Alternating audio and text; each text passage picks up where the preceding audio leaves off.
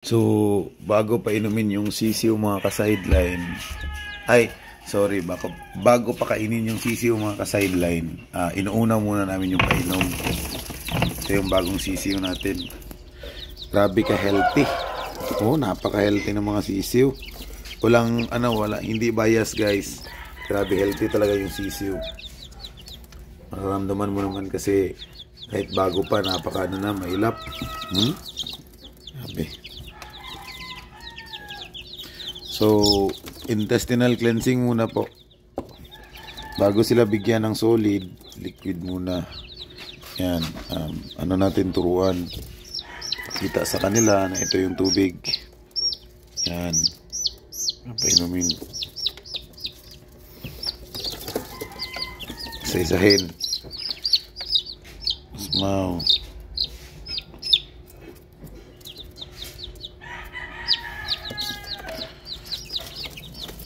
Ito na pala yung Mexican G47. Yan. Yan.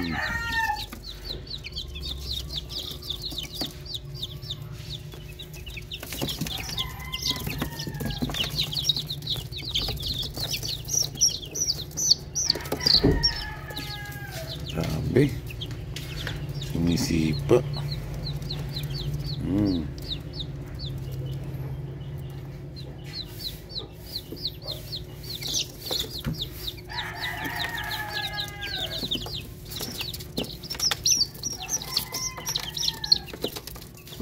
Ayaw magpawak. Lang ganun kayo.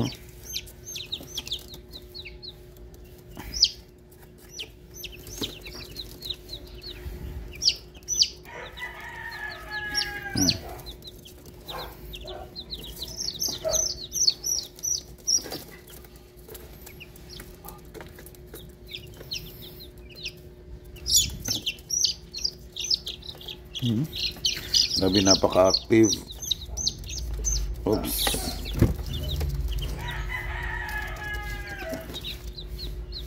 So, yun muna yung gagawin namin mga ka-sideline bago sila bigyan ng pang day old na feeds.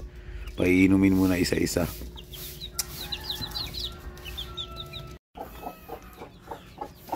So, ito na yung Brazilian Rapido natin na first time maglimlim. Sa 8 itlog guys, 8 rin yung sisiw niya. And then yung unang batch na pina-incubate kasi yung unang 5 itlog niya ay sinalang sa incubator, and then yung iba pinalimliman na. So sa 5, isa lang yung hindi nakalabas pero may similya. So kaya siya 8 out of 9. Isa lang yung hindi napisa. Mali, may 8 Brazilian Rapido tayo na sisiw na galing sa kanya. Pero hindi pure. Cross na sa J45. Ay, kakagising ko lang guys. Pasensya na.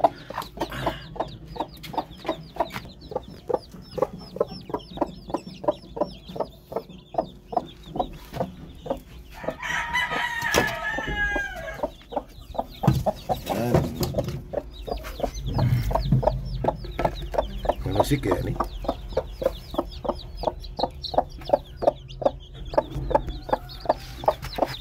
Ay, dili.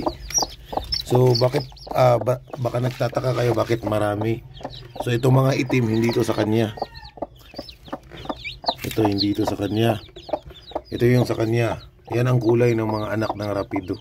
Kasi kapag lumaki yan, maaring bulik, maaring ganitong kulay. Yung 4 kasi guys ay panabong.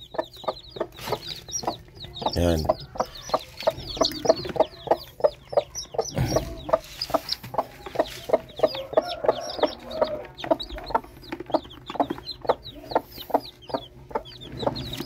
Ay, 4 tulo lang dahil gibutang nga panabong ni Papa day.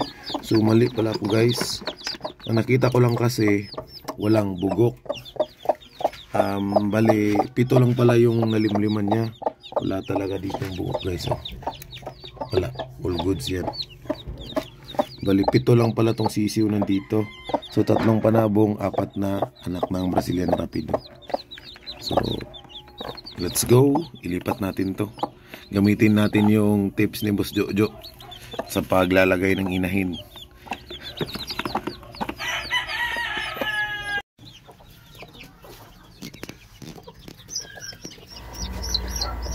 Ito mga ka-sideline, ginagawa namin ito kapag meron kaming bagong pisa tapos papakainin na sila. So bago sila pakainin ng feeds mga ka-sideline, pinapainom muna namin sila ng probiotics. Minsan Vitamin Pro. Kung wala naman kaming vitamins, meron din minsan molasses. So kung wala talaga, asukal yung binibigay. So pwede nyong gawin yan mga ka-sideline sa mga backyard ninyo. So bago magpakain, intestinal cleansing muna. So painumin muna ang ating mga alagang day old.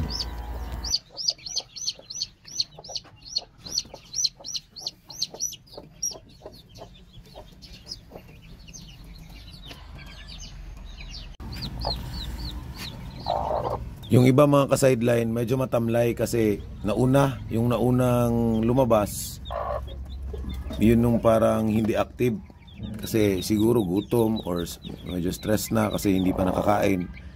So yun, pero makaka-recover lang yan. So dito mga ka-sideline, itinali ko ang aking hen. Yan, tinali ko yan. So yan. So itong technique na to mga ka-sideline, ginagawa talaga natin to kapag may maglimlim sa atin.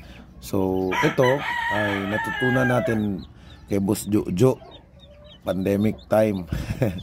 Yung vlog niya about dito, yung live na live niya, nagla-live yan. Tapos ito nakita natin na tinatali niya yung hen niya. Ang rason is para hindi siya makalibot dito at saka hindi siya makakaykay ng pagkain. Kapag nakakaykay kasi mga ka-sideline, maaring masipa yung mga sisiw or masaktan kapag nakaykay niya tapos yung sisiw ang nakaykay. Kaya itinatali. Tapos medyo ilayo lang natin yung pagkain na tamang-tama lang na maabot ng nanay. So itong nanay natin mga ka-sideline ay Brazilian Rapido ito na pure. Galing mismo kay Boss Jojo, anak ni Rapido. So ganun lang mga ka-sideline. Intestinal cleansing kami bago kami nagbibigay ng pagkain. So pinapainom muna namin kung anong meron, probiotics, vitamins, yung Vitamin Pro, ano bang available. So yun yung ibinibigay namin. So yun. Hanggang dito na lang ako mga ka-sideline. Maraming salamat pala sa mga bago nating viewers, mga bagong subscribers at sa mga dati ng kaibigan. Thank you po.